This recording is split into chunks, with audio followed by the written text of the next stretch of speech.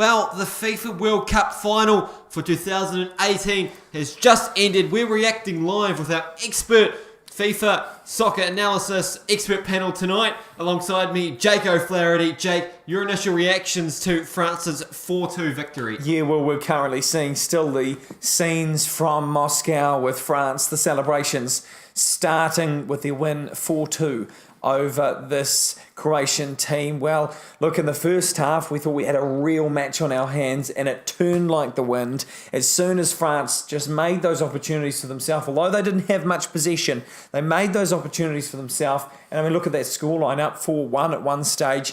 It's just that lapse in concentration by the goalkeeper, which got Croatia that one goal. But let's be real, today is all France.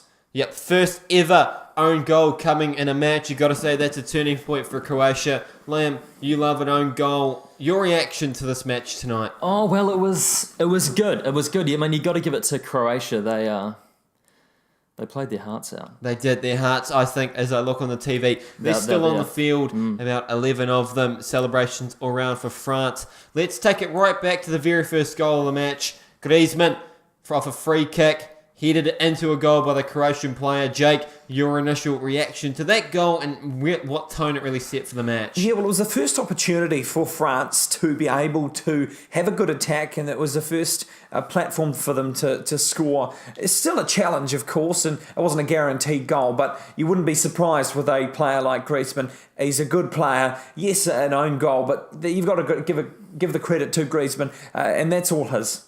Yeah, Perisic leveled things up not long after and looked like we were in for one heck of a match. Liam, how excited for you, or more importantly, how nervous were you about that $10 bet that you could have got on France when it was 1-1? Well, when Croatia got that goal, a little bit of sick came up. Yeah, You're feeling quite nervous, weren't you? I was feeling very nervous. Yeah, well, I thought France were gonna do quite a lot better than they did during the first half. I was quite nervous there, but then in that second half, they really pulled through. Yeah, of course, my mum, Liz, she had Croatia in the her work office sweepstakes, so I was rooting for them. Wasn't meant to be. Jake, another moment of this match. It really is a big talking point. 4 streakers made it onto the middle of the field. Somehow, some way, someplace. Talk us through it. Yeah, well, there was a number of security guards everywhere, so I don't quite know how the hell they managed to get on the field. But nevertheless, they got their moments in the glory in the spotlight of the world, and now there's people talking about it in New Zealand on a reaction video. I've always been too scared to do, to pitch invade, just scared of the thousands and thousands and thousands of dollars worth of a fine, and plus the possible prison sentence. Well, it's Russia. It seems a bit silly to risk putting yourself in prison in Russia. The streakers are probably somewhere deep in Siberia as we speak. They're probably never going to be heard from again. Of course, I had suspicions it was some sort of protest as they looked to be wearing suits or some sort of uniform. Controversial conspiracies on Twitter included Russian military uniforms, LGBT pride, some other things such as someone said it was flight attendants, but I doubt that they were at a football game. Well, maybe, I don't know. It would seem silly for flight attendants to do that in their uniform, wouldn't it? Yeah, it would be. Why though? I don't know.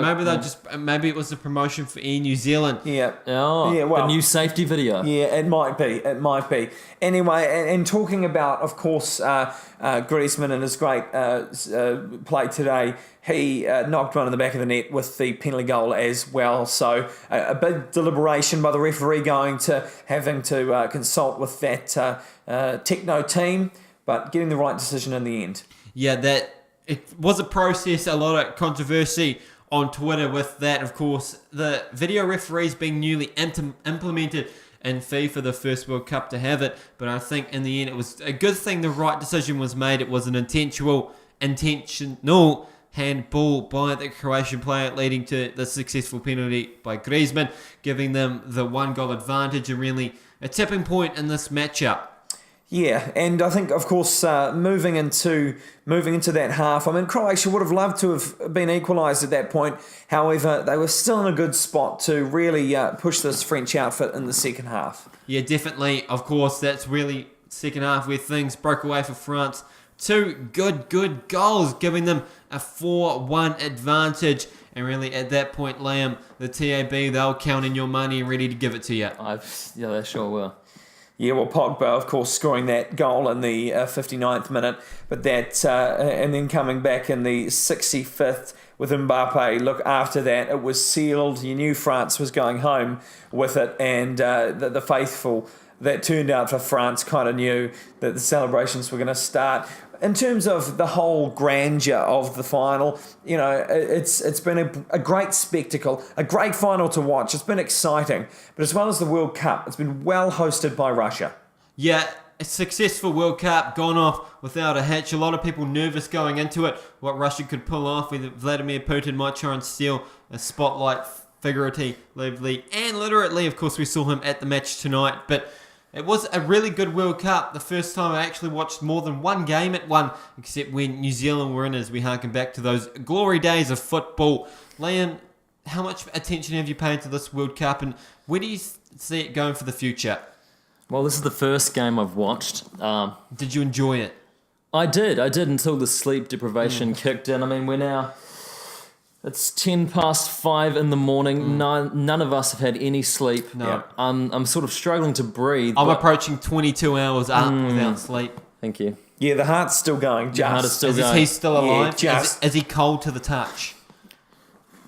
Yes. A little bit, yeah. Oh, okay. So he's getting there. Getting there. So maybe by the time this is sort of being watched, he might be gone. It could be. We'll keep you up to date. Probably my favourite moment of the whole event was when French President Emmanuel Macron kissed the President of Croatia. Oh, we had a Two debate times. at the end of our 2 commentary. times. On the cheek. Ooh, And they each cheek? debating or the on one? kiss. Each. Yeah, each cheek. I initially thought they were husband and wife, No. not knowing much about Emmanuel Macron. No. But he's not that intercultural Yeah. with his relations. Now, I want to go through the stats because I'm a bit of a stats man. 14 shots by Croatia as opposed to 7 by France. 6 of those on target. They're just a skilled clinical team, managing to get the job done. And of course, a major statistic as well. Possession, 34% to the French and 66 to Croatia. And it's the same story as the semi-final where they didn't need the possession. All they needed is a few opportunities and they seized them. A telling tactic of France, as just Jake said, strong in defence, resolute, and when the opportunity comes, they took it. Liam, you're a man of strong defence. You know really how to counter-attack. How impressed with you with France's goals tonight and throughout the tournament? Oh, they're pretty good, eh? Yeah, they were pretty good. Yeah. I agree. I mean, throughout the tournament, I really haven't seen many of them. That's because they've come out of nowhere. It's pretty easy to miss them. Well, yeah, I didn't know the tournament was actually on until 6 hours ago. Yeah, no, we kind of got him off the street. You know, to get a bit of an unbiased sort of view. Yeah. Although he you already had money on the tournament. Well, so. bear in mind he has had 29 concussions, so maybe he's getting a little bit tipsy up in the head. Yeah. Not from alcohol, from the concussions. And the sleep deprivation. Yeah, that might help too. Well, it's been a great tournament, the FIFA World Cup. Of course, this video brought to you by the Charlie Foxtrot podcast. Give it a listen on iTunes, Spotify, or where else you can find it. It's the Charlie Foxtrot bringing you the review of the final of the FIFA World Cup in 2018, where France have taken it. It's theirs in the history books. They've beaten Croatia 4-2.